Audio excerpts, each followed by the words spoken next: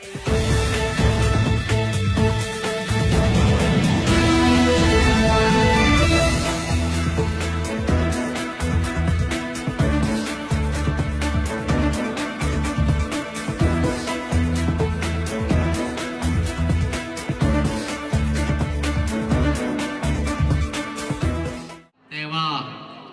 ราเป็นเชื้อชาติลาวต้องฮักมีความสามัคคีซึ่งกันและกันข้าพเจ้าจะขอประชาสัมพันธ์ถึงท่านอาวุโสและเพื่อนมิตรสหายทั้งหลายแด่พร้อมๆคุณราชสตรีขอความร่วมไม้ร่วมมือมีความฮักและความสามัคคีจับมือกันเพื่อ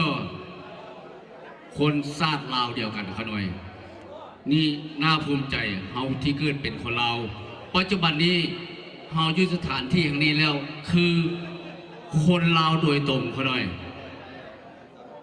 นึ่งมาการประเพณีการนุ่งถือนั้นก็บอกว่าคนลาวแล้วเขาหน่อยเอาขอเชิญท่านสมาคมเขาหน่อย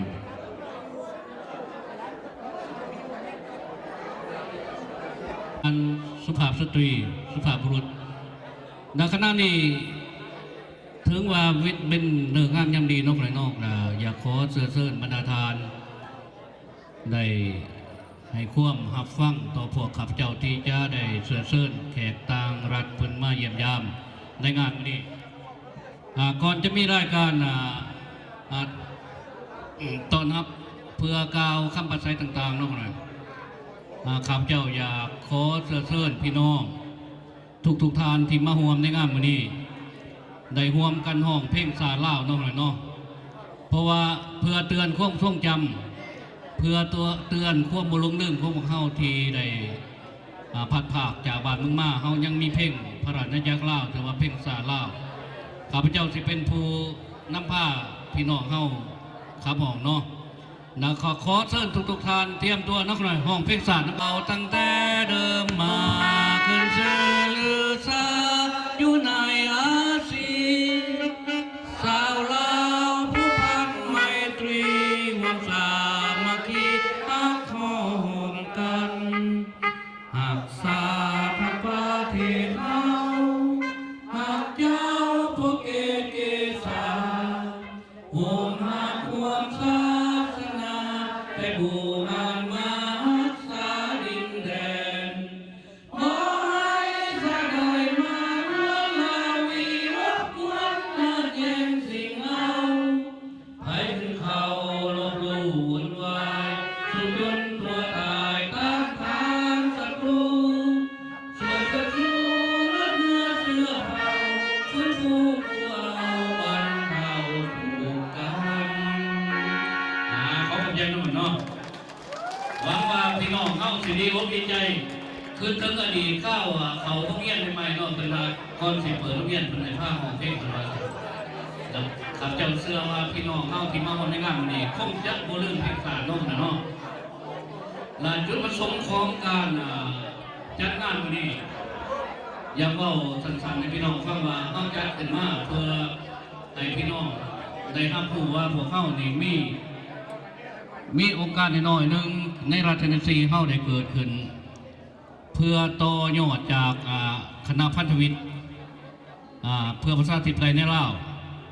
ซึ่งมีดร.บุญทอดจันทรวงศ์วิเซอร์เป็นประธานแล้วก็ยุสหราชเท่านี่ก็เป็นธรรมลังคำสุขที่เป็นผู้ตั้งหนาในสหรัฐอเมริกาแล้วก็เป็นรองทานดร.บุญทอดแล้วก็รัฐเทนเนสซีเฮาก็ได้ตัดสินใจที่มีพวกข้าพเจ้าแล้วก็หมู่เพื่อนแล้วไอ้พายแล้วก็น้องนุ่งที่มาห่วมใจกันว่าเฮาควรสร้างขึ้นมาเพื่อซอยเหลือศาสตร์บุญมื้อนี้บ่แม่นบุญของข้าพเจ้า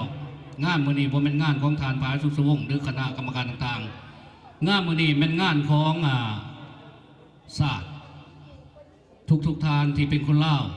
ที่มีเสือซ้ายมาจากบนเดียวกันทานเป็นเจ้าภาพนำกันเบิดเหมือนในค่ำคืนมื้อนี้พวกข้าพเจ้าบ่ได้เป็นเจ้าภาพผู้เดียวเพราะว่าแผ่นดินลาวแม่นแผ่นดินของพวกเขาแผ่นดินของคนลาวข้าพเจ้าภูมิใจที่เห็นบรรดาทานที่มาร่วมในงานมื้อนี้ทานยังเป็นผู้หนึ่งที่รับผิดชอบในชะตากรรมของชาติบ้านเมืองข้าพเจ้าจะบ่เว้าหยังหลายเนาะนะครับทุกทานเข้าใจบ่แล้วว่าพวกข้าพเจ้าเฮ็ดขึ้นมานี่เพื่อหยังบ่แม่นเพื่อตัวเองเพื่อชาติ ต่อไปก่อนอื่นทั้งหมดข้าพเจ้าอยากขอเสริญเสริญทานท้ายสูงๆซึ่งเป็นประธานพวกปรประจำรัฐเทนเนสซีที่ข้าหมู่เฮาจัดตั้งกันขึ้นใหม่เพื่อให้ท่านได้รู้ว่าพวกเขาเห็นอย่างปัจจุบันขอเชิญทานท้ายสูงๆเนาะกล่าวออกมานี่คือทานท้ายสูงๆเป็นอดีตสมณกรที่ถือเป็นสัมปทุก12 ปีหรือว่า13 ปี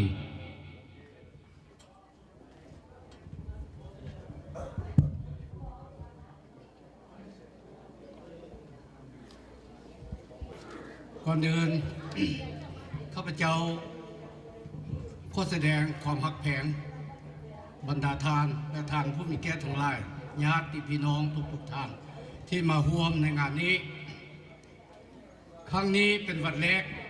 ของการเปิดเป็นรอบพระธรรมฤกษ์อันหนึ่งที่ว่าได้เปิดสาขาพันธมิตรเพื่อประชาธิปไตยในลาวขึ้น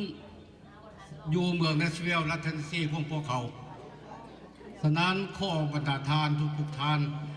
ที่มาร่วมในงานในวันนี้ข้าพเจ้าบ่มีสิ่งอื่นใดนอกจากข้อความหักแพงและข้อขบอกขอบใจนำญาติพี่น้องทุกท่านขอบใจว่าพระเจ้าที่อ่านรายการเรียนประธานผู้มีเกียรติทานอาวุโสทานหญิงทานสายที่เคารพบรรดาน้องนุ่งลูกหลานที่นับถือและรักแพงข้าพเจ้าพ่ายสุขสวง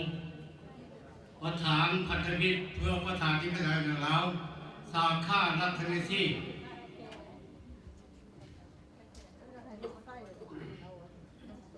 พร้อมด้วยคณะกรรมการบริหาร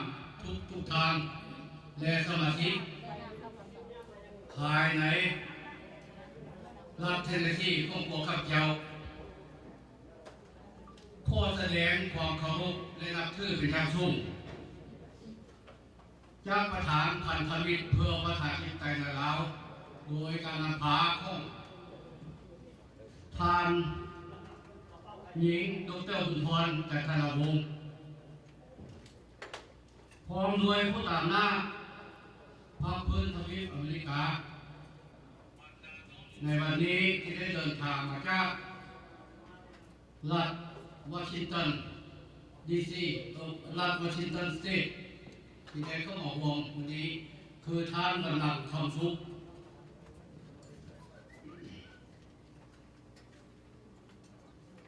พร้อมด้วยผู้ต่างหน้าเทศซีคือท่านวิษณุคำพุยมาจากอลาบามาและผู้ต่างหน้ารัฐอลาบามาคือท่านประเสริฐคำพันธ์และญาตินางผู้ต่างหน้าซาวโคเรนาคือญาตินางที่พระขั้นทองที่ได้เสียสละเวลาอันมีคุณค่าเข้ามารวมเป็นสักขีพยานในวันเปิดสาขาพันธมิตรเพื่อประชาธิปไตยในวันนี้ของเมืองเนสวิลล์รัฐเทนเนสซีเวลานี้มันถึงเวลาแล้วโอกาสผ่านมา40 ปีเต็มที่พาให้พวกเขาทั้งหมดได้กลายมาเป็นกำพร้ากำพร้อยประเทศอยู่โลกที่3ทุกทั่วมุมโลกพันธมิตรเพื่อประชาธิปไตยในลาวข้อคำแถลงการมาอย่างญาติพี่น้องเพื่อนมิตรสหายและพ่อแม่ประชาชนทั่วประเทศทั้งในและนอกประเทศได้ทราบทั่วถึงกันว่าการปกครองของระบอบเผด็จการคอมมิวนิสต์ในลาวมันอยู่ในการควบคุมที่บอกได้ใช้ฝังของลัทธิคอมมิวนิสต์ของเวียดนามโดยฮับน้อยโดยกง ประชาชนลาวทั่วประเทศและนอกประเทศทุกทั่วมุมโลกได้ทราบทั่วถึงกันว่าการบริหารประเทศเป็น การบริหารประเทศกลายเป็นอัมพาตและสังคมเปื่อยเยอยการกดขี่คุทีสื่อจางเจ้าบ่อยปฏิบัติอย่างออกหน้าออกตาการใช้อำนาจมีทั่วไปภายในประเทศทำความเดือดร้อนสร้างความเดือดร้อนให้ประชาชนอย่างบ่มีเงินไข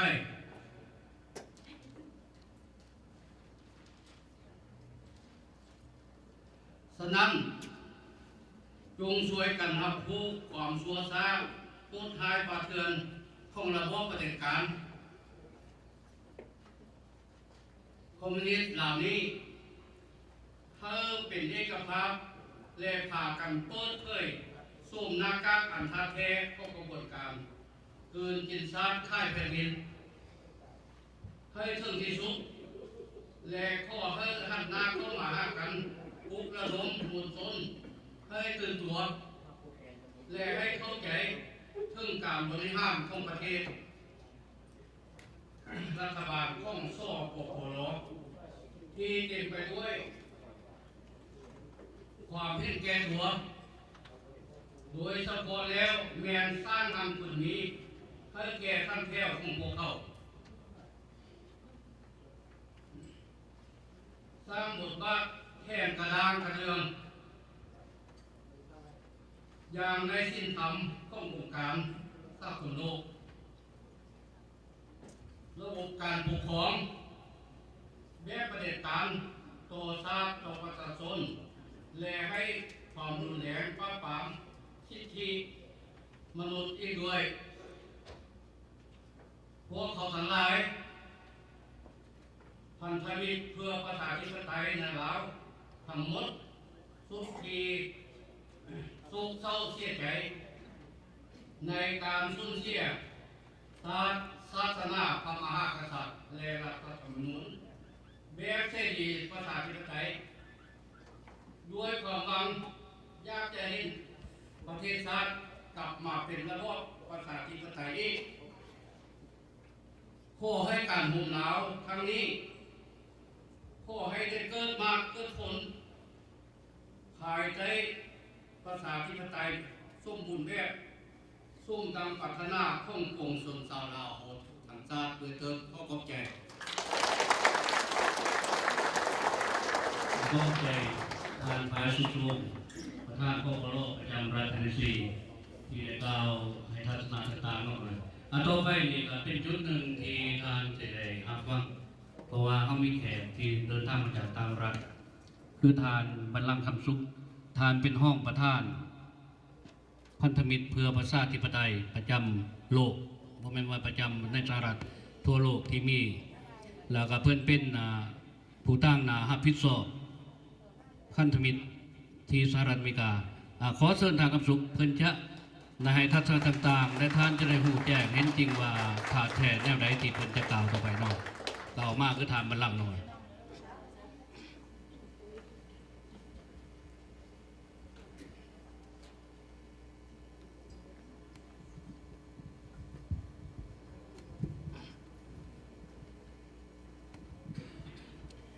ขอแสดงความเคารพคารวะ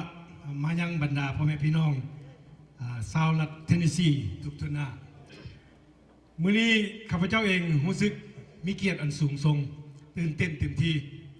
ที่เห็นหน้าเห็นตาพ่อแม่พี่น้องชาวลาวของเราที่มานั่งอยู่ในที่สถานที่ที่ได้จัดขึ้นโดยยรงค์คำพายซึ่งเป็นประธานของพันธมิตรในมื้อนี้ถ้าว่าเรื่องพันธมิตรแล้วถ้าจะเฮาบอกกล่าวถึงสื่อของประธานยานามดร.บุญทนจันทรวงศ์นั้นบ่ได้เพิ่นเป็นบุคคลลูกลาวหลานลาวเป็นสุภาพสตรีที่มีความหักษาบางคนก็บอกว่า2ระบอบก็ถือคือกันเพราะว่าเพิ่นอยู่ในระบอบนั้นน้อยเกิดไม่เฮียนจบในระบอบใหม่อันนี้สำคัญที่สุด เพิ่นฝากความมาเด้อคือฮอดคือถึงพี่น้องชาวเทนเนสซีทุกผู้ทุกคนคันเห็นความปุ้มลุมจังซี่แล้วเนี่ยข้าพเจ้าจะนำเอาความจริงนี่ไปรายงานเพิ่นอาจจะมีโอกาสมาพบพ่อกับพ่อแม่พี่น้องชาวเทนเนสซีของเราในโอกาสในมุมมองนี้ก็เป็นได้อันนี้ขอคำมั่นสัญญาข้าพเจ้าจะนำคำดังกล่าวข่าวดังกล่าวนี้ไปเสนอเป็นว่าขอขอบใจน้ำพี่น้องของทุกผู้ทุกคนในการเสียสละทุกภาคส่วนกำลังแห้งใจความคิดความสามารถเงินคำอย่างต่างๆอันนี้เป็นสำคัญที่สุดพันธมิตรก้าวเดินขึ้นได้ไปได้ขยายได้ก็ย้อนการสนับสนุนของทุกคนที่อยู่ในงานของเราวันนี้และพร้อมจากทุกอื่นข้าพเจ้าอยากจะถามคำถามหนึ่งเรื่องหนึ่งผู้ใดได้เป็นสมาชิกพันธมิตรอยู่ในที่นี้4 มือขึ้นดูเกือบเป็นเนาะข้าพเจ้าคิดว่ายังยิงมาเมื่อกี้นี่เขาร้องเพลงซาทุกกันนั่นยืนขึ้นมาทุกคนนึกว่าปีหน้านี่คำถามนี้จะมาถามอีกคงจะได้คำตอบให้ยืนและ4 มือขึ้นมัดทุกคนว่าจังไงข้าพเจ้าถือว่าเสียงตัวเองจากแขกของเกียรติมาไม่ได้กลับมาหาแต่ก็เลยขอเวลาอนุญาตทางประธานหน่อยพันธมิตรประชาธิปไตยเกิดขึ้นมามีผลงานเอาใส่ผลงานเอาต้องถิ่นมาบอกในปี 2014 เท่านั้นการต่อสู้พันธมิตรประชาธิปไตยผมแม่นเอาปืนลบไปลบไปลากันพ่อแม่พี่น้องผมแม่นพวกเขาเองคณะรับผิดชอบที่เป็นสมาชิกบ่ต้องการนิสันนิยมบ่ต้องการนิสันดังคำประกาศคำกล่าวหายของศัตรูคือเป็นระบบเผด็จการพวกเขามีผสมนั่นถามมึงรู้ว่าทุกคนยังไงนี่วิทายแล้วจากเงินอยู่เมืองลาวบ่ข้าพเจ้าคือว่า99%มันโลกอันนี้เป็นความจริงเดี๋ยวจะไปฟังคำกล่าวหาของศัตรูเป็นว่าคะแนนอันนี้เนี่ยแหละลิ้นการเมืองพวกเขาไม่เล่นการเมืองพวกเขาไม่เล่นการเมืองบริการเมืองพันธมิตรประชาธิปไตยเล่นการเมืองบุมีเล่นการเมือง24 ชั่วโมงอันนี้เขาแตกต่างกันไหนเล่นการเมืองก็เป็นการเมืองอีกบริการเล่นการเมืองอีกตื่นมากขึ้นไม่ใช่ไหมคำนี้ว่าเล่นการเมืองอีก24 ชั่วโมงเป็นการเสียสละพ่อแม่พี่น้องของทุกคนการนำพาของดร.บุญทรพันธมิตรประชาธิปไตยขึ้นเคลื่อนไหวในปี 2014 มีผลงานดังนี้ 196 ข้อใครชื่อได้บ่ Human Rights อยู่เจนีวาเป็นพันธมิตรประชาธิปไตยขึ้นส่วนไปเปิดโปงความชั่วร้ายของระบอบเผด็จการจังที่ทานประธานได้กล่าวมาตัวที่ 2 ไปประชุมอยู่กัวลาลัมเปอร์ภาคภาษาคมตัวพอมาแล้วแต่ง NGO มา NGO ที่แต่งกันแท้หัวเอา NGO ของพระเจ้าถึงมาฮอดเรียบร้อยแล้วประชุมโลกคุณจักรพันธมิตรประชาธิปไตยเป็นของมันสุดท้ายกองประชุมบนยอดมอบทุงให้เพราะว่าผู้เสียใจสปปลาวให้เป็นประธานเดียวนี้นี่สิเป็นประเทศทิโมร์ตัวนี้สำคัญตัวที่ 3มาเป็นเกี่ยวกับเรื่อง Human Rights เพิ่นขอมาเป็นสมาชิกสภา Human Rights สมาชิกสภา Human Rights นี่มีหน้าที่รับรายงานของประเทศใดที่มีการละเมิดสิทธิมนุษย์พันธมิตรประชาธิปไตยเป็นภาคส่วนหนึ่งขึ้นไปสหประชาชาติขึ้นไปสหประชาชาติไปว่าขอห้องให้เพิ่นเข้าใจว่าเมืองลาวนี่เดี๋ยวนี้มีการกดขี่ข่มเหงประชาชนหลายเพิ่นมีหลักฐานเพิ่นเข้าใจยอดหลักฐานลาวถูกปฏิเสธจากโลกบ่ได้ขึ้นบ่ได้เป็นสมาชิกเลยอันนี้แหละเป็นผลงานเหนียวเอาย้อนการนำพาของท่านดร.บุญทรย้อนการสนับสนุนของพ่อแม่พี่น้องเขาการเข้าอกเข้าใจเรื่องบ้านเมืองของเขาเป็นห่วงเป็นใยเขาเวียกของเขาจนได้มาถึงมือนี้อันนี้เป็นภาคส่วนหนึ่งเรียกที่เขาเห็นมาได้แล้วพวกเขาว่าให้พ่อแม่พี่น้องเขาฟังเรียกที่เขาจะเดินหน้าต่อไปมีหลายสมควรเต็มที่พวกทานสิรู้จักที่หน้า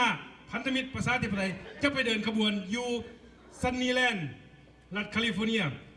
เหตุผลแม่นไปประท้วงความป่าเถื่อนของสปปลาวเขาบ่ประท้วงรัฐบาลอเมริกันเขาพร้อมนโยบายของเพิ่นแต่ว่าสปปลาวกลับมาขี่ตัวมาขอเอาเงินอีกแล้วกลับขึ้นเงินแล้วเมื่อแบ่งปันกันประชาชนลาวเดี๋ยวนี้อยู่เมืองไทยมี 400,000 คนเป็นคนทุกข์คนยากพ่อแม่พี่น้องเอ้ยในประวัติศาสตร์บ่มีของจังซี่เดี๋ยวนี้นี่ประเทศลาวน้อยหน้าต่ำตาย้อนระบอบอันนี้สร้างขึ้นบ่แม่นไผได้ความห่างความมีเขาเจ้ามีห่างมี 2% ของผลของเขาเจ้าในประเทศลาวคุมอำนาจซุ่มที่เหลือ98ทุกยากปากมองอันนี้ ไผกับฮู้จักบ่สุทุกคนบ่แม่นโฆษณาสนเสือฮอดเวลานี้ก็จะเว้าให้น้อยๆจนให้เข้าใจมื้อนี้รู้สึกเป็นเกียรติอันสูงได้ถูกเสื้อเชิญมา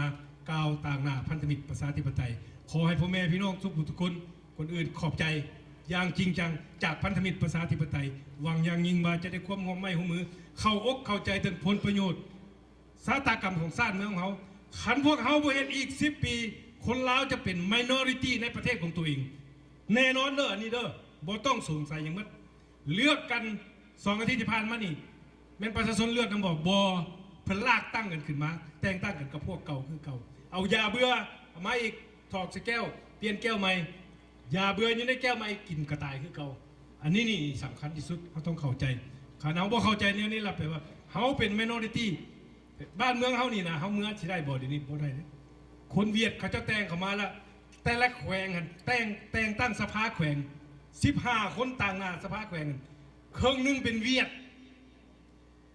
อันตรายที่สุดบั้นสุดท้ายคณะบุญเองจริงบ่ต้องโทษไผโทษเขาเองพ่อแม่พี่น้องเขาอยู่บ้านเนี่ยถือเข็นขาย่างตายเลยเดี๋ยวนี้นะก็มีเท่านั้นละบ่มีอย่างบ่อยากเอาอะไรการจะบ่อยากให้สร้างบรรยากาศเข่งตึงไรเรื่องความรับผิดชอบเป็นของวัตถุบุตรทุกคนขอความเห็นมกเห็นใจจากพ่อแม่พี่น้องของวัตถุบุตรทุกคนรู้สึกเป็นเกียรติอันสูงที่ได้มาถึงต้อนรับจากทานประธานและคณะเทนเนสซีของขอขอบใจ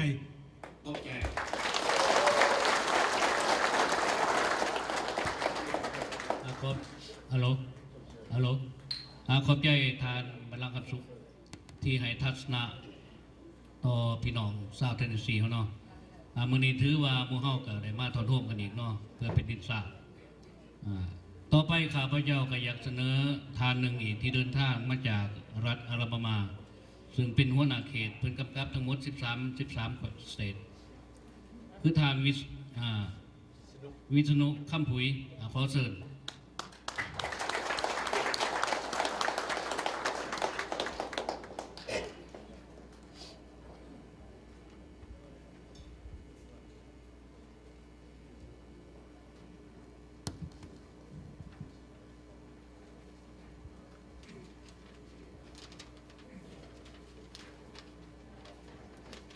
ก่อนอื่นขอถามสบายดีท่านผู้วิเกียรติทุกท่านข้าพเจ้าขอแสดงความเคารพและนับถือมายังท่านยาไอภายสุขาวงศ์พร้อมทั้งคณะเยี่ยนทานหัวหน้าพันธมิตรประจำสหรัฐ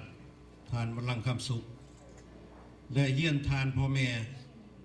อ้ายน้องลูกหลานทุกทวนหนาที่ได้มาร่วมในงานวันนี้ข้าพเจ้าวิษณุคำผุยเป็นตัวแทนอยู่ในเขต 4ในการจัดตั้งของพันธมิตรเพื่อประชาธิปไตยในลาวซึ่งมีอยู่13รัฐแต่เหนือลงมาเป็นรัฐเวอร์จิเนียนอร์ทแคโรไลนาเซาท์แคโรไลนาแคนซัสอัคลาโฮมา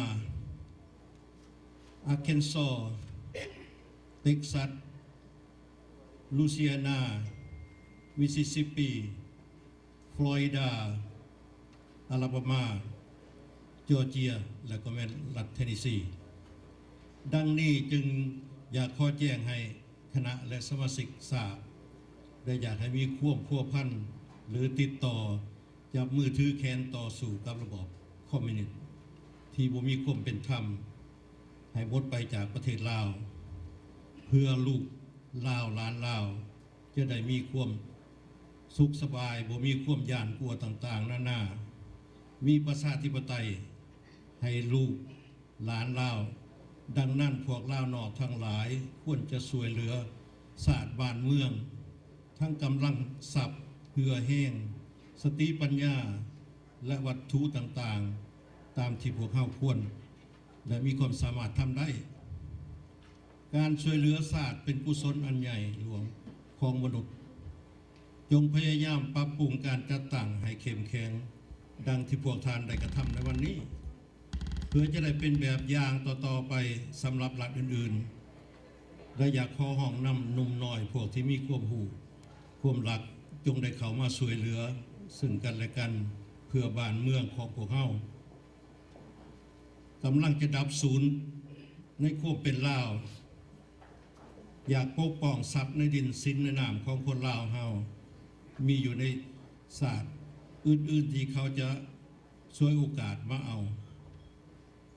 เดี๋ยวนี้พวกเฮาผู้นำที่มีความเสียสละทำเพื่อศาสตร์โดยบ่มีความเหน็ดเหนื่อยและเข้มแข็งเสียสละเหือแห้งทรัพย์สินและซื่อสัตย์ต่อสู้เพื่อศาสตร์เพื่อความยุติธรรมและอีกสารภาพความที่เป็นลูกหลานลาวให้แก่นั่นคือท่านดร.บุญทรจันทรวงศ์เวอร์เซลและสายสหรัฐโกเมนทานวลังความสุขที่ท่านได้บุกบันสอบคนไปถึงขันอันดับนานาศาสตร์และเขาก็หับผู้ในการจัดตั้งของพวกเขาเพื่อนร่วมศาสตร์ทางหลายถึงเวลาแล้วที่พวกเขาควรเสียสละและเข้ามาร่วมจับมือถือแขนต่อสู้กับลัทธิที่บ่มีความยุติธรรมท้ายสุดนี้ข้าพเจ้าขอฝากความหวังไว้นำทุกท่านเพื่อศาสตร์ลาวเฮาคงจะอยู่ได้ขอขอบใจ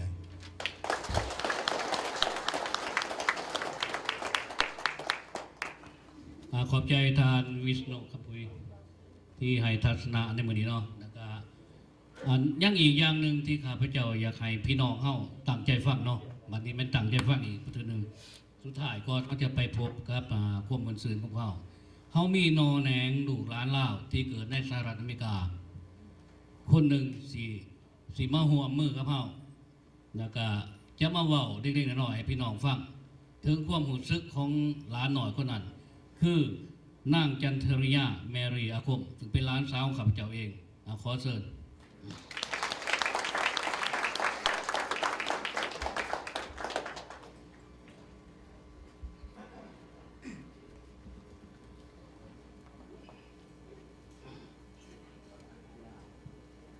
สบายดี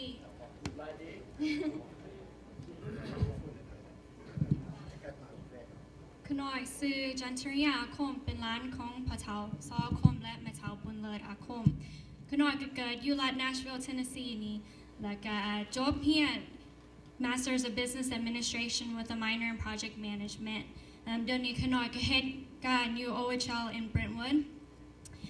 ขน้อยก็ดีใจที่ได้มาเฮ็ดเวียกนำ Democracy Alliance for Democracy in Laos แล้วก็ขน้อยดีใจที่ได้ซอยประเทศลาวแล้วก็ได้มีโอกาสมาซอยประชาชนลาวได้มี freedom แบบ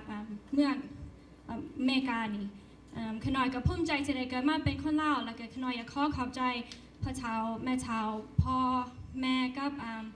น้าบ่าวน้าสาวที่ได้สู่มาให้ร้านลูกแบบขน้อยนี่ได้มีอนาคตที่ดีและsoขน้อยก็ขอบใจทุกท่านที่ออกมาคำนี้ขอบใจแล้วก็ขน้อยก็ขอบอกความอเมริกาแน่น้อยหนึ่งso good evening my name is Chantriya Akom I am the granddaughter of Saul and Bunlet Akom on behalf of the young professionals I would just like to give a warm welcome to everyone that attended our ADL banquet today. As Lao Americans, we enjoy constitutionally protected rights to life, liberty, and the pursuit of happiness. These fundamental rights have allowed our community to rebuild our lives from political asylum refugees settling in the U.S. In the late 1970s and early 1980s into full-fledged citizens of this great nation. Many of our respected elders worked various jobs throughout 40-something years to build a brighter future for their children and grandchildren. This selfless dedication created opportunities for new Lao Americans to become business professionals, technicians, engineers, and just a better, brighter future for everyone. I just want to thank all of the respected elders for giving us the opportunity to succeed. And while our Laotian community is very successful in the United States, we must not forget those who are still suffering under communist dictatorship in Laos. We have an obligation to create awareness to our elected officials about the harsh human rights violation and political repression in Laos. We must promote the fundamental principles of life, liberty, and the pursuit of happiness to affect peaceful change in our ancestral homeland. I would like to thank everyone for attending our banquet and for your endless support. Thank you.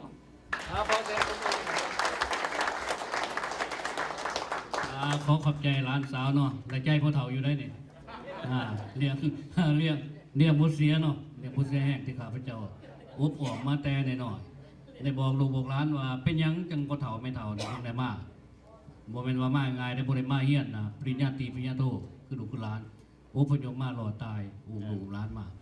มื้อนี้ครับเจ้าภูมิใจแล้วเนาะก็ขออีกน้อยหนึ่งเนาะยังมี2รัฐที่เดินทางมาถึงซึ่งเดินทางมาจากเซาท์แคโรไลนาแมนยะนางทิพย์ประคันทองทองจันทร์ถึงเป็นประธานพ่อปอลอประจำเซาท์แคโรไลนาขอเตือนให้มาทานน้อยหนึ่งเพิ่นเป็นสุภาพบุรุษสตรีคนแรกเนาะ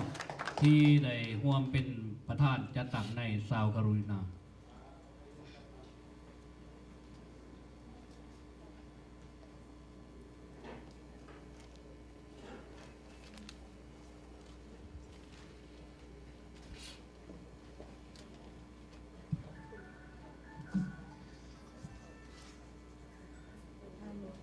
ขอสบายดีเมื่อทุกคนแขกผู้มีเกียรติที่มาในที่นี้ข้าพเจ้าดีใจหลาย ที่มีโอกาสถูกเชิญให้มาร่วม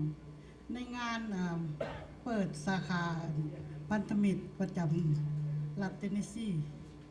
ข้าพเจ้าขอเสนอตัวเองที่ประกันทองกงจันทร์ที่เป็นหัวหน้าพันธมิตรของเขตเซาท์แคโรไลนาอันใดไอ้น้องอันยะลุงยะป้าเพิ่นก็เว้ามาเบิ่นแล้วจุดประสงค์ของพันธมิตรนี่ข้าพเจ้าจะบ่ซ้ำอีกมีแต่ว่าเดี๋ยวนี้นี่บ้านเฮาประเทศเฮาถูกลุกลานจากเวียดคอมมิวนิสต์เฮานี่ต้องมีสติขอร้องให้ทุกคนไอ้น้องเฮานี่ผู้หญิงผู้ชายท่านหญิงท่านชายนี่ให้มีสติลุกมาร่วมกันจับมือถือแขนกันขึ้นอย่าลงเว้าคืออันหัวหน้าพันธมิตรประจำสหรัฐเว้านี่ข้าพเจ้าผู้หญิงผู้หนึ่งที่ว่าฮักชาติลาวได้สูญเสียคือกันสูญเสียหมดสูญเสียประเทศ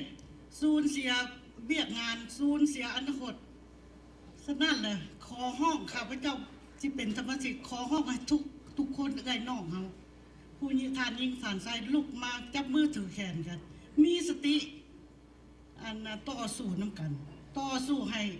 ระบอบคอมมิวนิสต์นี่เวียดนามเหนือให้หนีจากประเทศเฮา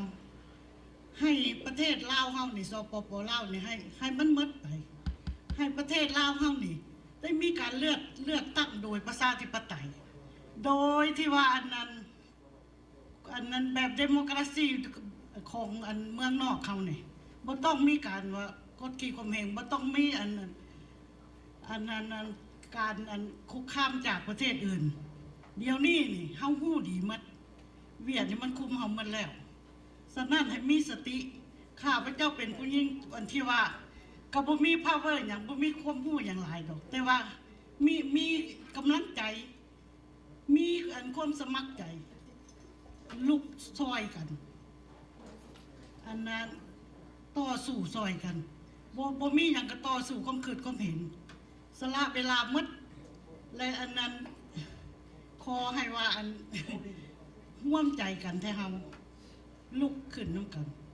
ให้มีสตินำกันเฮาสูญเสียหมดแล้วสูญเสียหมดดินดอนตอนหญ้าเป็นลูกกำพร้า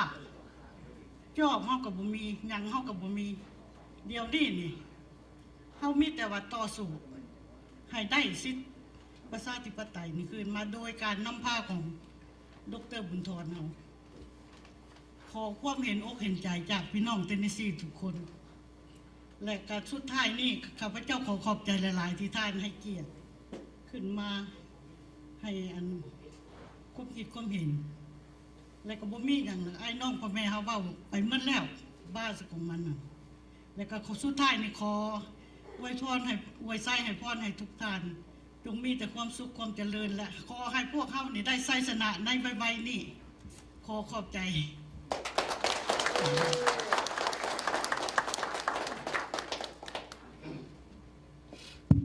อันนี้ก็คือเสียงแม่ทัพเนาะของพอปลอซึ่งเดินทางมาจากรัฐซาอุรุนาขอขอบใจเพิ่นเนาะที่เป็นสุภาพสตรีตัวอย่างท่านหนึ่งแล้วก็ต่อไปก็อยากให้อีกท่านหนึ่งเนาะที่เดินทางมาจากรัฐอาลาบามา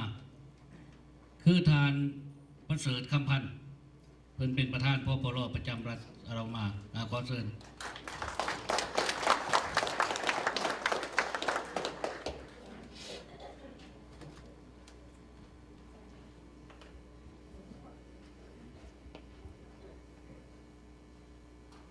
วันอื่นเมื่อ